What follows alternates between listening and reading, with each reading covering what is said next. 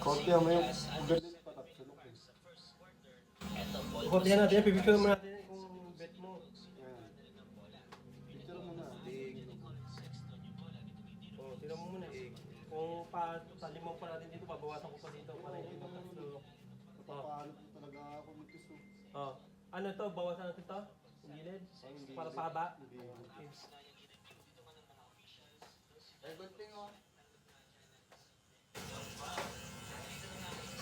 Patalimin natin. Dapat nga matalim to eh. Yung patalim sana dito.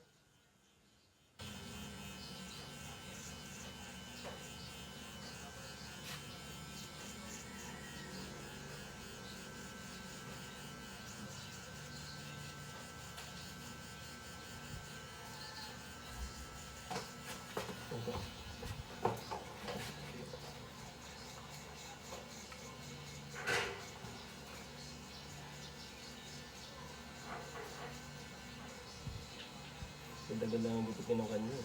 Tawanan ko. Maniwala yan. Hindi, yung likod parang pangit, pero maganda naman. Ganda. Napapangitan sa ganyang ano, yung baday eh.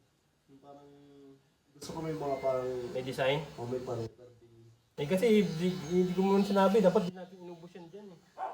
Parang nakita ko dati yung ano mo eh, ganun yun eh.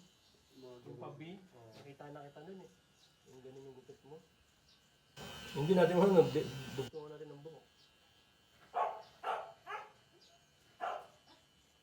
Dugtungan natin. Huwag mo masyadong ano, Kabila. basta pa lang. Mas gusto ko nga trim lang eh, yung makakita ng eraser lang saglit tapos trim. Yung mga nagugupit, saglitan na sila mag-razor. Oo nga, wala naman tayong gunting. Eh siyempre, May good end. wala tayong gunting eh.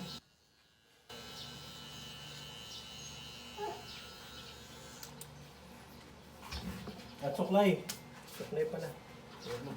Body. Body orb. Promise.